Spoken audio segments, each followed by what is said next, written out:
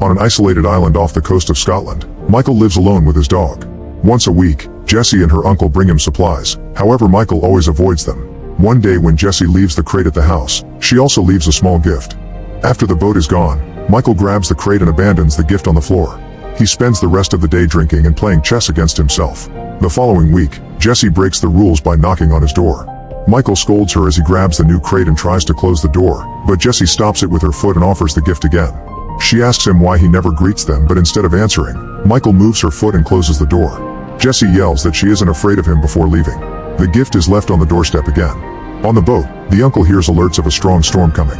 The sky is already becoming dark and the waves are getting violent. After some struggle, Jessie manages to get on her boat and starts rowing, but the waves soon take her oars and push her into the water. Her uncle wants to help her, however the waves are pushing down his boat as well. On the island, the dog whines while looking out the window, causing Michael to finally notice what's happening. As he runs out of the house, he accidentally kicks the gift. Michael gets on his boat and slides down a platform to reach the water, turning on the engine to move as fast as possible. Jessie has managed to resurface, but her legs are stuck in a net so she can't swim. The waves push her underwater again and she falls unconscious. Then Michael jumps into the water and untangles the net to finally free Jessie. He wants to rescue her uncle as well, but unfortunately he drowned after the waves trapped him in his boat. Michael brings Jessie to his own boat and starts doing CPR until she's breathing again. In the evening, Jessie wakes up on Michael's bed. She asks for her uncle, so Michael has to tell her what happened, causing her to cry. Jessie doesn't leave the bed for the rest of the day and Michael sleeps on the couch. The next morning, Michael takes care of Jessie's ankle, which is swollen and covered in cuts from the net. Jessie asks him why he hasn't called the police and wonders if anyone knows she's there, but Michael only tells her to rest. While he gets a drink, Jessie snaps and demands to be taken back to the mainland, saying her family will be looking for her. However, Michael knows she doesn't have a family. Her mother died and she never met her father. After Michael goes outside, Jessie leaves the bed and desperately searches his desk until she finds a knife. She can hear him coming, so she hurries back to the bed and hides the knife under her pillow. That night, Michael is awakened by the noises Jessie is making because of a nightmare. He tries to check on her, but as soon as he touches her arm, she wakes up and threatens him with a knife. Michael tells her it was just a dream and teaches her how to use a knife correctly. As days pass, Michael keeps taking care of Jessie. He carries her to the bathroom, prepares meals, and handles her injuries. Jessie eventually can walk outside and spend some time with the dog, which Michael appreciates. One afternoon, Jessie asks him how he knows her family, so Michael reveals that he and her uncle served together in the Royal Marines. She realizes she doesn't know his name, but Michael refuses to share it. When he tells her that the dog doesn't have a name, Jessie decides to call him Jack. Then Jessie comments on Michael's chess moves, revealing she's a very good player. Michael decides to check on her ankle and notices it's infected, but he refuses to go to a hospital and promises to get what's needed. After Michael leaves on his boat, Jessie looks at his desk and discovers he's made a drawing of her and Jack. When she opens the drawer, she notices that Michael did open the gift after all. It's a snow globe with a lighthouse, like the one on the island. In London, a government committee is chewing out Manafort for illegally using his surveillance program named C.I.A. This program has tapped into every single phone and camera in the UK to collect and store information. Manafort tries to defend C.I.A., claiming that it's prevented dozens of attacks and has led to the identification of numerous terrorists. After the hearing, Manafort meets with the Prime Minister to discuss how the fallout of the C.I.A. program is a national embarrassment for the government. The Prime Minister turns off the recording equipment on her desk and proposes a deal. Manafort will be fired in the eyes of the public so the government can pretend to show accountability and his protege Roberta will take over. In return, Manafort will be allowed to hide and run the C.I.A. program in secret. Manafort agrees and the Prime Minister congratulates him on his retirement. In Scotland, Michael goes to the pharmacy and tries to avoid all the cameras while he shops. Then he goes to a clothing store and makes sure to avoid all the cameras again, which means he grabs the closest clothes instead of looking for something fitting. When he leaves, he walks behind some girls taking a selfie. His face is caught on camera and soon the C.I.A. program flags him as a violent terrorist. Manafort's protege Roberta sends an assault team after him. On the island, Michael bandages Jessie's ankle properly and gives her some sweets with the medicine. He also gives her the clothes and surprisingly they fit well. That night, Michael interrupts their dinner when he hears a noise outside. He uses his binoculars to investigate and sees a boat coming to the island. Michael tells Jessie to lock herself up in the bathroom and not to make a single sound until he comes back. She takes a knife before going to the bathroom, and Michael also gets a blade before rushing outside to get things ready. As soldiers get off the boat and begin to approach the house, Michael cuts a rope that throws a huge rock down the hill and activates a net that captures one of the men to drag him underwater. Then Michael turns on very bright lights, blinding the soldiers because they're wearing night vision gear. They immediately take it off and open fire when they see Michael running nearby. Since he manages to run ahead, a soldier decides to chase him up a hill. Michael surprises him from behind by breaking a lantern on the man's head before shooting him with a flare to set him on fire. Soon another soldier makes it to the hill, so Michael throws a rock to create a distraction. Then he stabs the guy and throws him into the ocean. Meanwhile, another soldier bursts into the house and Jack immediately attacks him. After some struggle, the soldier shoots Jack to kill him. Then the man kicks the bathroom door open and easily disarms Jessie before capturing her and taking her away. In the garage, a soldier searches for Michael, who activates another trap that impales the man with a hook. He ties the rope to leave the guy hanging and hides. Soon another soldier arrives and Michael jumps on him to disarm him before fighting him hand to hand. He manages to stab the soldier a couple of times, yet the man keeps on fighting. Michael hits him with an oar to bring him down, then he pushes the oar against his neck to kill him. At that moment Michael hears Jessie's screams. He grabs the dead soldier's gun and opens fire, hitting the kidnapper in the legs to make him fall. With Jessie no longer in the way, Michael shoots the last soldier to death. A closer look reveals that the soldier had been recording, so Michael takes his equipment and tells Jessie to wait for a moment. Then he enters the house and discovers that Jack is dead, so he apologizes to his old companion before grabbing his phone. He calls a mysterious friend to tell him he's on his way with baggage, and after the conversation is done he removes the battery from the phone. Next, Michael and Jessie get on the soldier's boat and leave the island. Soon Roberta realizes her soldiers have been defeated, so she sends out a special agent and tells her team to find out who Jessie is. In the morning, Jessie and Michael make it to Scotland and Jessie notices that Michael is bleeding, but he assures her he's fine. They sneak around town until they find a vehicle they could use, but they'll need the keys. Michael teaches Jessie how to use a gun and asks her to keep guard while he breaks into a house. Inside, Michael searches for the car keys, only to be seen by a boy. Suddenly the house owner appears at the door and points his gun at Michael. However, Jessie surprises him from behind and forces the man to help Michael with his injury. Meanwhile, a technician in Roberta's team has some news. The terrorist profile they saw earlier is fake. It was programmed to pop up whenever a certain face appears on camera. Whoever created this used self-deleting code, but the technician manages to crack it. Now Michael's profile is on the screen and it says he was killed in action. After Robert points out that someone is trying to make them kill their own people, the technician tries to access Michael's mission logs, but the computer says the file doesn't exist. At that moment the computer picks up a 911 call from a boy in Scotland whose father has been captured by a man and a girl. Roberta immediately sends another team out with the agent she called earlier. Meanwhile, Manafort uses his software to keep an eye on everything. He checks the soldiers' recordings and is horrified to discover that Michael is involved.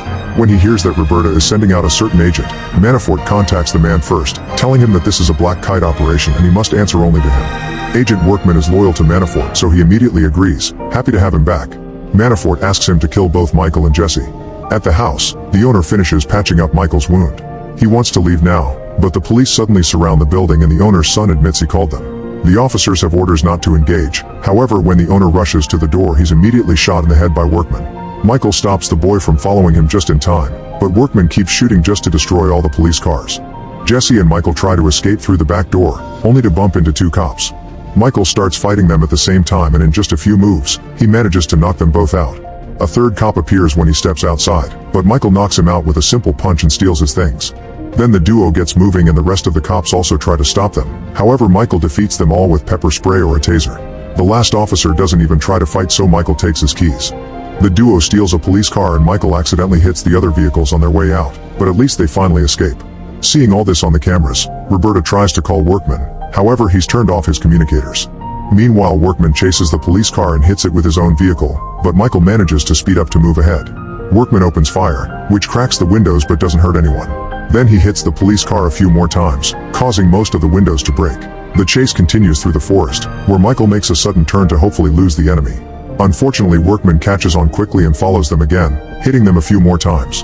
When Workman opens fire again, Michael dodges the bullets and starts driving a bit more slowly. Once Workman is at the front, Michael hits his car, causing it to flip over.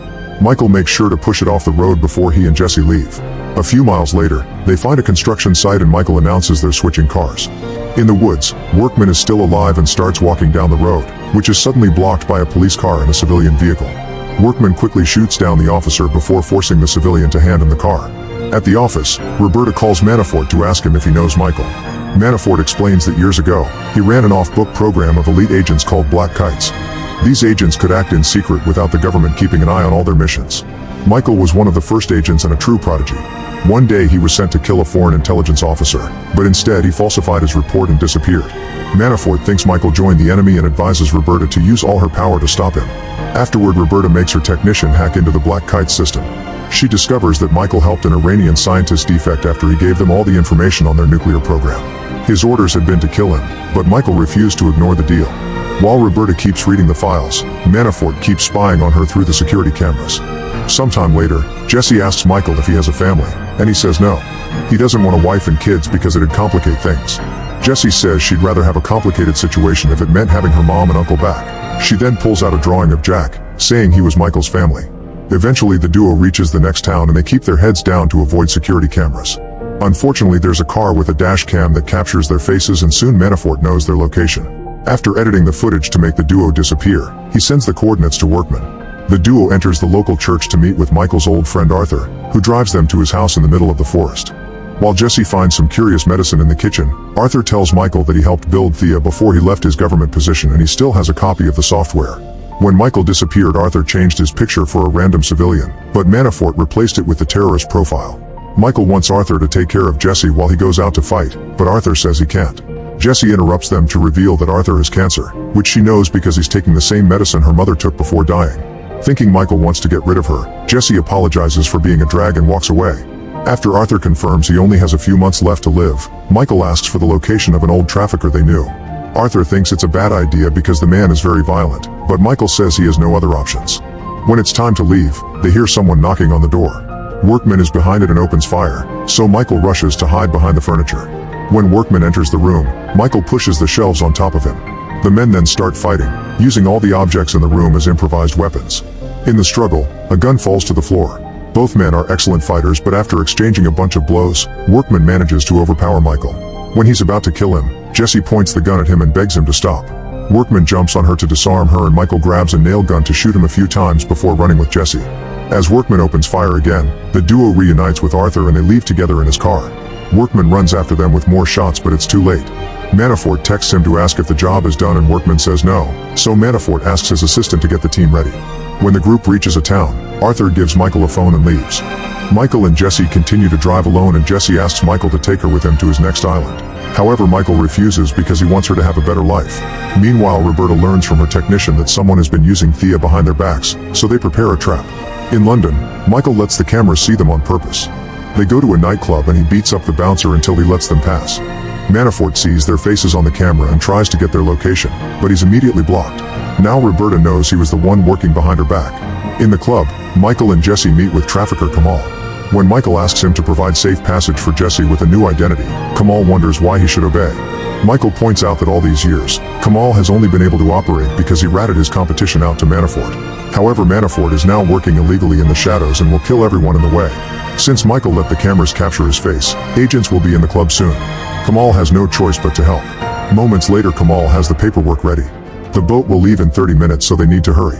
The duo tries to leave the club, but they discover that Manafort's team has arrived. Michael attacks one of the men and quickly defeats him to steal his gun, shooting him in the process. Thanks to the loud music, the crowd doesn't notice anything. Then Michael takes a glass from the bar and breaks it before stabbing another agent multiple times.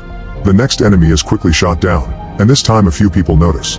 Jesse and Michael try to take the bathroom corridor, but another agent finds them there and a shootout ensues. After Michael distracts the enemies, he drags Jesse back to the club, where the agents suddenly surround him and start beating him up.